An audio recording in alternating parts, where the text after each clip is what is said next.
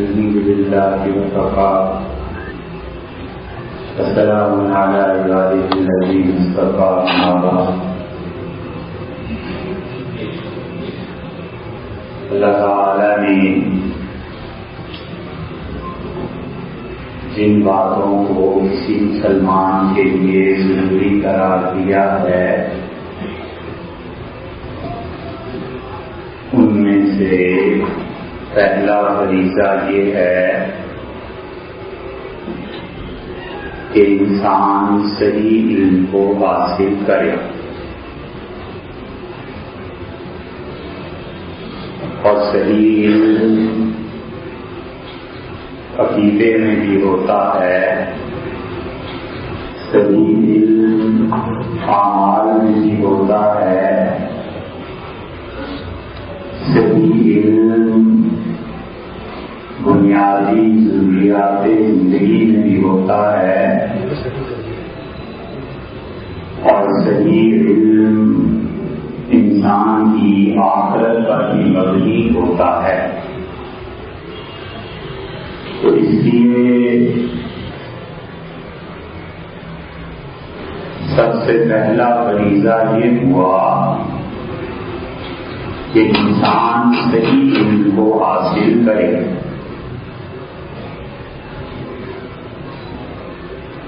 اس علم کے حصول کے بعد دوسرا درجہ صحیح عمل کا آتا ہے کہ انسان اپنے علم پر عمل کرے اور اس کے بعد تیسرا درجہ اخلاص کا آتا ہے کہ انسان صحیح معنی میں جو کام بھی کرے اللہ کے لیے کرے. اور حقیقت یہ ہے کہ مومن کی زندگی میں دو ہی کام کرنے کے ہیں. ساری عمر یا تو صحیح علم حاصل کرتا رہے اور یا پھر اللہ کو یاد کرتا رہے.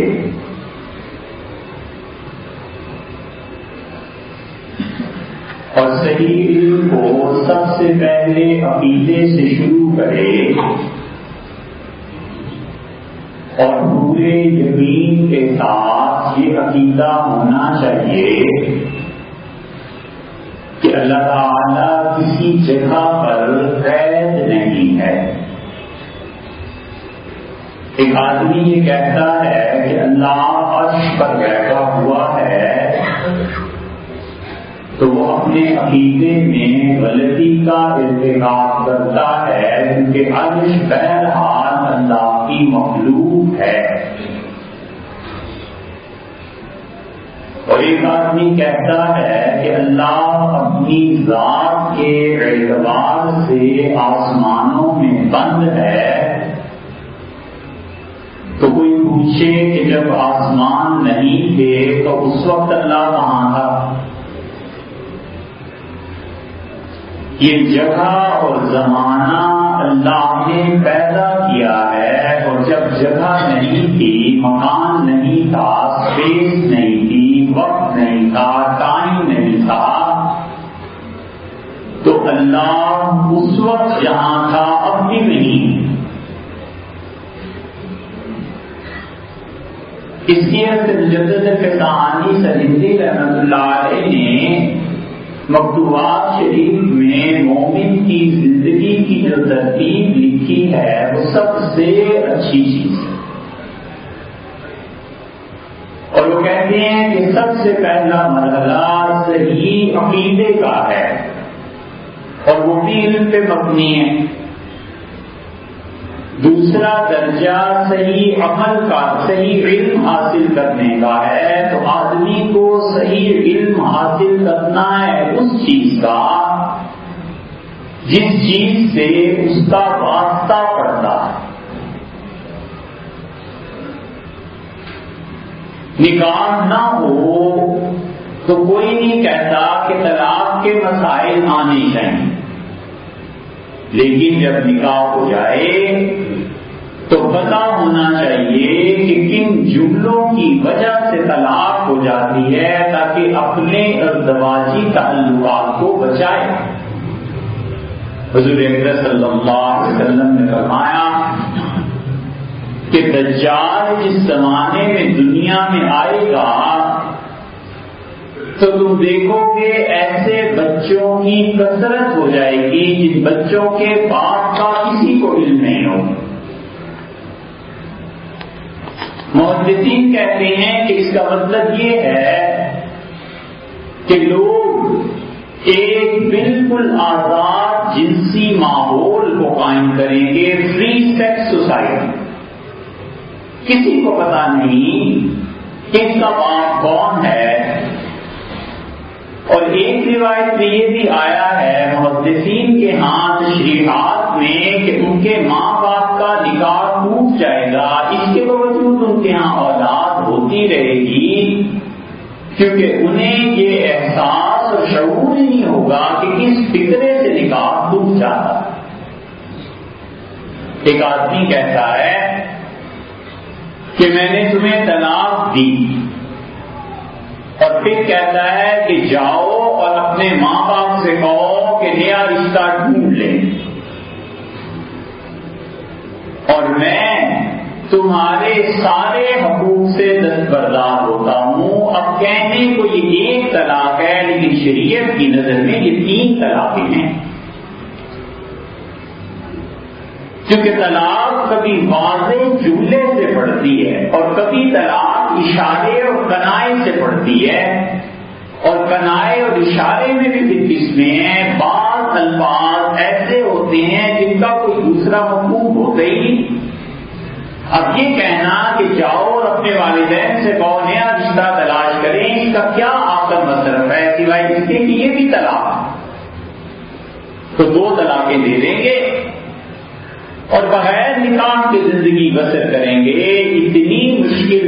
اتنی مشکل ہے مسلمانوں کی جہالت کو دور کرنا کہ شامی رحمت اللہ علیہ جیسے فقیہ نے اپنے علاقوں کے متعلق شام، سیریا، لبنان، یہ سارا ایک ہی علاقہ ہوا کرتا تھا، انہوں نے لکھا ہے کہ میں مشورہ دیتا ہوں کہ ہر سال نکاح کی کم سے کم 1 مرتبہ تجدید کرا لینی چاہیے، ایسے نہ ہو کہ نکاح ٹوٹا ہوا ہو اور تم گناہ میں مبتلا ہو۔ یہ کیا ہے؟ یہ زبان کی بے احتیاطی ہے، اسی لیے منع کیا گیا ہے کہ کوئی بھی آدمی ان معاملات میں دخل ہی نہ لے۔ آپ جیسے جو پڑھے لکھے لوگ ہیں وہ اس بات پر غور کرتے ہوں گے کہ یہ جتنی بڑی بڑی طاقتیں ہیں جن کے پاس ایٹمی اسلحہ ہے، جاپان ہے، امریکہ ہے، برطانیہ ہے، چائنا ہے، وغیرہ وغیرہ، ان کے لیڈر، ان کے حکمران کبھی بھول کے بھی یہ دھمکی نہیں دیتے کہ ہم ایٹم بم چلا دیں، نہیں دیتے، اس لیے کہ انہیں پتا ہے کہ ان الفاظ کا کیا رد عمل ہو سکتا ہے۔ بس بالکل اسی طرح یہ ازدواجی تعلقات جو ہیں میاں اور بیوی کے، یہ تو ایسی چیز ہے جیسے اٹامک تھیوریز ہیں۔ آدمی کو چاہیے زندگی بھر ان معاملات میں مت بولے، مت تلہلی کی باتیں کرے۔ طلاق دینی ہے تو سوچ سمجھ کے 1 طلاق دے دے، بس بات ختم ہوئی، لیکن غصے میں یہ جملے دہراتے چلے جانا، اس کا مطلب ہے طلاق پھر طلاق پھر طلاق واقع ہو گئی، اسے پتہ ہی نہیں۔ یہ ایک مثال ہے کہ آدمی کے پاس جب صحیح علم نہ ہو کہ کن کن چیزوں کی زد کہاں جا کر پڑتی ہے تو مت بولے، صحیح علم کو حاصل کرے۔ علم نہیں حاصل کرتا، کتابیں نہیں پڑھتا۔ ابن مسعود رضی اللہ عنہ نے کہا کہ حضور صلی اللہ علیہ وسلم فرماتے تھے یا تو عالم بنو یا پھر طالب علم بنو، اور تیسرے درجے میں سننے والے بنو، اور فرمایا چوتھا درجہ نہ اختیار کرنا ورنہ ہلاک ہو جاؤ۔ پڑھے، تعلیم حاصل کرے، اور سب سے اچھا یہ ہے کہ طالب علم رہے، جھکا رہے اور ہمیشہ یہ خیال کرتا رہے کہ دنیا میں مجہولات زیادہ ہیں اور معلومات میرے پاس کم۔ ہر آدمی کا یہی حال ہے۔ علم بہت بڑی چیز ہے اور بڑے سے بڑے عالم اور مفتی کو بھی 10,000 مسائل اگر فرض کیجیے آ گئے تو مسائل تو لاکھوں میں ہیں، وہ باقی 90,000 تو نہیں جانتا۔ ہمیشہ ہر آدمی کے ساتھ یہ ہے کہ ہماری مجہولات زیادہ ہیں، جو چیزیں نہیں پتا وہ زیادہ ہیں اور جو پتہ ہے وہ تھوڑی۔ اور جب اس نیت سے علم حاصل کرتا رہے گا تو حضور صلی اللہ علیہ وسلم کی یہ بشارت اس کے حق میں بھی پوری ہو جائے گی کہ آپ نے فرمایا جو اس لیے اپنے گھر سے نکلتا ہے تاکہ وہ جا کر علم کی بات سنیں تو اللہ کے فرشتے اس کے لیے دعا مانگتے ہیں کہ اللہ اس کے گناہوں کو معاف کر۔ اور تیسرا درجہ فرمایا اچھا پھر سننے والے بن جاؤ کہ تم علم کی بات سن سکو اور اسے ہضم کر سکو۔ ہمیشہ یہ چاہیے کہ آدمی جس دینی اجتماع میں جائے، جلسہ ہے، جلوس ہے، مظاہرہ ہے، دین کے نام پہ کوئی بھی ایکٹیویٹی ہے تو واپس آنے کے بعد غور کرے کہ آج میرے علم میں کتنا اضافہ ہوا، کیا نئی چیز مجھے پتا ہے، کیا سیکھا۔ اگر کچھ نہیں سیکھا تو اس سے بہتر تھا کہ مسجد میں نفل پڑھتا رہتا، اس سے بہتر تھا گھر پہ نفل پڑھتا، اس سے بہتر تھا کہ تلاوت کرتا، سبحان اللہ 1 گھنٹہ پڑھتا رہتا، اللہ کے یہاں زیادہ ثواب ملتا اس چیز کی نسبت کہ حاصل وصول کچھ نہیں۔ اور اگر آدمی کو ان دینی مجالس میں جہاں علم میں اضافہ ہوتا یا زندگی گزارنے کے طریقے پتہ چلتے ہوں، شریعت کے احکامات کا پتہ چلتا ہو، وہ مجالس میں اکثر آئیں تو نفل نماز سے زیادہ افضل حاضری وہاں کی ہے۔ عالمگیری فتاوی عالمگیری میں لکھا ہے کہ شریعت کا ایک مسئلہ سیکھ جانا وہ 5,000 مرتبہ کل محلہ پڑھنے سے بہتر، اس لیے کہ ساری زندگی کام آتا ہے۔ تو علم کو حاصل کرے، ایسے ہی نکاح ہو جاتا ہے۔ حضور اکرم صلی اللہ علیہ وسلم نے 3 چیزوں کے متعلق فرمایا کہ وہ مذاق میں بھی واقع ہو جاتی ہیں، اور جب سے یہ پچھلے 10-15 برس سے موبائل عام ہوئے، سیل فون عام ہوئے، کتنے ہی کیسز ایسے آتے ہیں کہ محبت اور عشق اور تعلق کے جذبات جب عروج پہ ہوتے ہیں اور لڑکا چاند تارے توڑ لانے کی بات کرتا ہے تو لڑکی کہتی ہے میں نے آپ کو اپنے آپ کو آپ کے نکاح میں دیا۔ اگر 2 گواہوں کی موجودگی میں لڑکی یہ کہہ دے کہ میں نے اپنے آپ کو آپ کے نکاح میں دیا، یا لڑکا کہہ دے کہ تم کا حیثیت بیوی مجھے قبول ہو اور وہ 2 گواہوں کی موجودگی میں کہہ دے کہ قبول ہے تو یہ نکاح ہوگی۔ یہ کھیل تماشے یہ روز سیل فون پہ ہوتے ہیں، ڈاکٹر ہیں، وکیل ہیں، مفتی ہیں، ان سب کو پتا ہوتا ہے کہ معاشرے میں کیا ہو رہا ہے۔ وکیل کے پاس مقدمے آتے ہیں تو وہ سمجھ جاتا ہے کہ معاشرہ کس ڈھنگ پہ جا رہا ہے، اور ڈاکٹر جب مریضوں کا علاج کرتا ہے تو پتا چل جاتا ہے کہ مرض کون سے پھیل رہے ہیں، اور مفتیوں کے پاس جب فتوے آتے ہیں تو انہیں بھی پتا چل جاتا ہے۔ اب یہ روز کا تماشا ہے کہ میں اپنے آپ کو آپ کے حوالے کرتی ہوں، نکاح میں دیتی ہوں، وہ بھی کہتا ہے قبول ہے، پھر وہ گواہوں کو دکھاتا ہے کہ دیکھو اس بات کی گواہی ہو گئی، اب اس لڑکی کا نکاح دوبارہ جائز ہی نہیں ہے جب تک کہ پہلے سے طلاق نہ ہو، اور طلاق کے بعد وہ عدت گزارے پھر جا کر اس کا نکاح جائز ہو جائے گا۔ دوسرا، حضور صلی اللہ علیہ وسلم نے فرمایا 3 چیزیں مذاق میں بھی پڑ جاتی ہیں، ایک نکاح، ایک طلاق اور ایک غلام کا آزاد کرنا۔ طلاق بھی ایسی واقع ہو جائے، اسی لیے حضور اکرم صلی اللہ علیہ وسلم نے فرمایا میں 2 چیزوں کے بارے میں تم سے سفارش کرتا ہوں. ہم اگر سوچیں کہ ہمارا دوست کوئی سفارش کر دے تو اس کی سفارش کو قبول کر لینا در حقیقت اس کی عزت کا اعتراف کرنا ہے کہ آپ میری نگاہ میں اتنے بڑے آدمی ہیں کہ آپ کی بات ٹالی نہیں جا سکتی. حضور صلی اللہ علیہ وسلم سفارش فرمائی ہے انہوں نے اور فرمایا 2 چیزوں کے بارے میں تم سے سفارش کرتا ہوں اپنی امت سے کہ اللہ سے ڈرتے رہنا، ایک اپنی بیویوں کے بارے میں اور ایک یتیم بچوں کے بارے میں. اسی لیے قرآن کہتا ہے کہ یتیم بچوں کا مال نہ کھا جانا، اور دیکھو ڈرو اس بات سے، اور بڑی سخت بات اللہ نے کہی ہے. اللہ نے کہا تم مر جاؤ اور تمہارے بچے یتیم ہو جائیں اور کوئی تمہارے مال کو کھانا شروع کر دے تو کیا تم اس بات سے خوش ہو؟ یہ صحیح علم تو صحیح علم حاصل نہ کرے تو پھر یہ ہے کہ اللہ کو یاد کرے، اللہ کا ذکر کرے، اللہ تعالیٰ کے ساتھ ذکر کا تعلق قائم رکھے. اور اللہ کے ساتھ ذکر کا سب سے بڑا تعلق اور بندگی کا مظہر نماز ہے.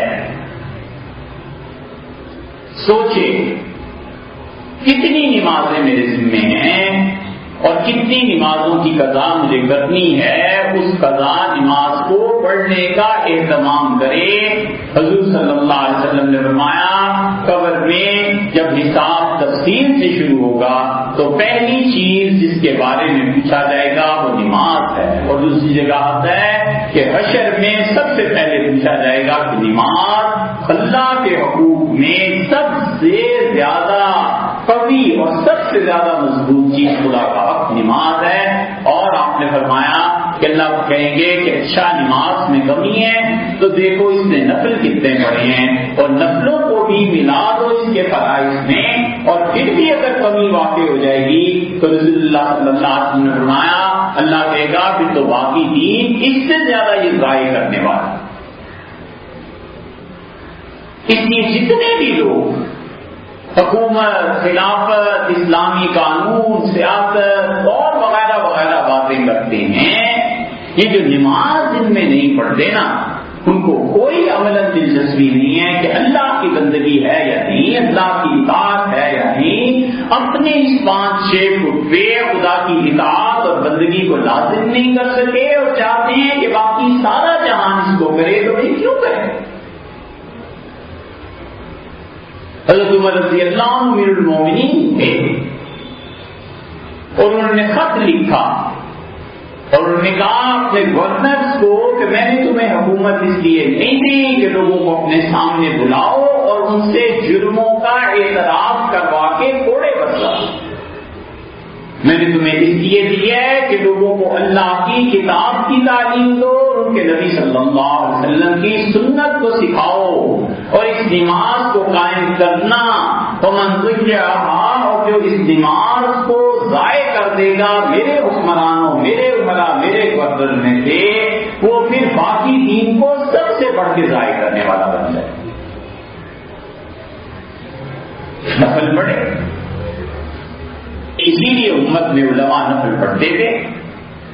2 نفل روز پڑھ لے کوئی پرواہ نہیں، لیکن جب شروع کر دے تو موت تک پڑھے کہ اللہ یہ 2 نفل عبادتیں تیری خوشی کے لیے پڑھتا ہوں، موت تک پڑھتا رہے. ایسے بھی لوگ تھے جو دن اور رات میں 1,000 نفل پڑھتے. امام یوسف رحمۃ اللہ علیہ قاضی القضات تھے اور وہ یوسف رحمۃ اللہ علیہ سے کسی نے پوچھا کہ آپ نفل پڑھتے ہیں؟ انہوں نے کہا ہاں زیادہ نہیں پڑھ سکتا. تو اس نے کہا کتنے پڑھ لیتے ہیں؟ تو انہوں نے کہا بس 250 نفل روز پڑھ لیتا ہوں، اس سے زیادہ نہیں پڑھ سکتا. اور اس سے بھی زیادہ تعداد حضرت امام باقر رحمۃ اللہ علیہ سے کسی نے کہا یہ حسین رضی اللہ عنہ کے پوتے تھے اور کربلا میں ان کے والد حضرت زین العابدین رحمۃ اللہ علیہ بچ گئے. تو کسی نے امام باقر رحمت اللہ سے کہا کہ باقر کیا بات ہے، تم زیادہ بہن بھائی نہیں ہوئے، تمہارے پردادا سیدنا علی رضی اللہ عنہ کی اولاد 32 تھی، لڑکے اور لڑکیاں، تو تم لوگ کیوں زیادہ نہیں ہوئے؟ تو انہوں نے کہا میرے والد دن اور رات میں 1000 نفل اللہ کے لیے پڑھتے تھے، تو انہیں اتنی فرصت ہی کہاں تھی کہ اپنی بیویوں کے قریب جائے، اتنے اللہ کے عبادت گزار تھے۔ اسی لیے تبع تابعین کہتے تھے زین العابدین رحمۃ اللہ علیہ کے متعلق کہ سید الساجدین، ان کے معاصرین میں اللہ کو سب سے زیادہ سجدہ کرنے والا بس یہ آدمی تھا، 1000 نفل باقی کاموں کے علاوہ روز پڑھ لیا کرتے تھے۔ یہ جنید بغدادی رحمۃ اللہ علیہ ہیں، یہ شیشے کا کام کرتے تھے اور اپنی دکان پہ چلے جاتے تھے، نوکروں کو سمجھا دیتے تھے کہ یہ آرڈرز ہیں، اس طرح کرنا ہے، اور کہتے تھے جب تک 100 نفل نہ پڑھ لوں میں اپنی دکان پہ سیٹ پہ نہیں جائے۔ اللہ کو یاد کر، عبادت کر، اور نوافل کے بعد اللہ کی سب سے اچھی عبادت قرآن کریم کی تلاوت ہے۔ اور تلاوت میں بھی وہ چیزیں جو حضور صلی اللہ علیہ وسلم پڑھا کرتے تھے انہیں پڑھے، اور یہ اسی وقت ممکن ہے جب آدمی سوچ سمجھ کے اپنے 24 گھنٹوں کی زندگی میں 15 منٹ، آدھا گھنٹہ، 1 گھنٹہ بس کنڈی لگا کے کمرہ بند کر کے بیٹھ جائے کہ یہ 1 گھنٹہ اللہ کے لیے ہے، اس میں اور کوئی کام نہیں کرنا، بیوی نہیں، بچے نہیں، اور قبر میں چلے جانا ہے اکیلے، کسی چیز میں کام نہیں آنا، یہ آدھا گھنٹہ رکھ لے کہ یہ اللہ کے لیے ہے، اس میں کوئی بات نہیں۔ حضرت عمر رضی اللہ عنہ نے حج کے موقع پہ لوگوں سے پوچھا کہ اپنے امیر حضرت سعید رضی اللہ عنہ سے کوئی شکایت، انہوں نے کہا وہ رات کو نہیں ملتے، کچھ بھی ہو جائے۔ تو حضرت عمر رضی اللہ عنہ نے بلایا اور فرمایا سعید کیا بات ہے، رات کو نہیں ملتے؟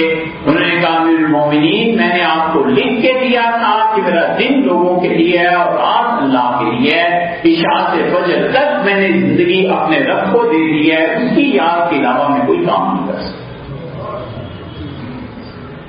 گھر آئے اور اتنے پریشان،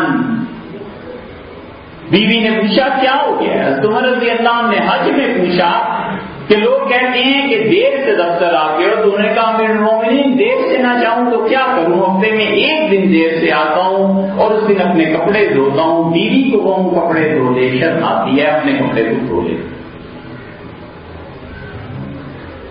اپنے وطن واپس لوٹے اور بیوی سے کہنے لگے پریشانی ہے، اور اتنی پریشانی ہے کیا بتاؤں، ان کا چہرہ ہوائیاں اڑی ہوئی۔ تو بیوی نے کہا امیر المومنین عمر رضی اللہ عنہ کا انتقال ہو گیا۔ انہوں نے کہا اس سے بھی بڑی مصیبت آ گئی۔ ان کا وہ کیا؟ اس نے کہا کہنے لگے کہ امیر المومنین رضی اللہ عنہ نے مدینہ منورہ واپس پہنچ کے 10,000 درہم بھجوا دیے اور مجھے خط لکھا ہے تو کوئی نوکر خرید کے رکھ لو، کپڑے نہ دھویا کرو، اس سے دلوا دیا کرو، میں پریشان ہوں کہ 10,000 کیا کروں، دنیا آ گئی ہے، عاقبت برباد ہو جائے گی، کسی طرح لوگوں میں بانٹ دو، لوگوں میں تقسیم کر دو۔ میں ایسی گرری سے باز آیا کہ میری رات اللہ کی عبادت کے لیے نہ رکھی۔ 1 گھنٹہ مقرر کر لے، کوئی بیوی نہیں، بچے نہیں، کاروبار نہیں، سیل فون نہیں، کچھ نہیں، اس 1 گھنٹے میں اللہ ہی کو یاد کرنا ہے۔ قبر میں پہنچے گا پھر پتا چلے گا کہ 1 گھنٹے میں اس نے کتنا نور اپنے لیے جمع کر لیا، اللہ کی یاد کرتا رہا، وہ سورتیں پڑھے جو حضور صلی اللہ علیہ وسلم بتاتے تھے، ان سورتوں کی تلاوت قبر میں نور بن جائے گی۔ اللہ تعالیٰ نے آپ کو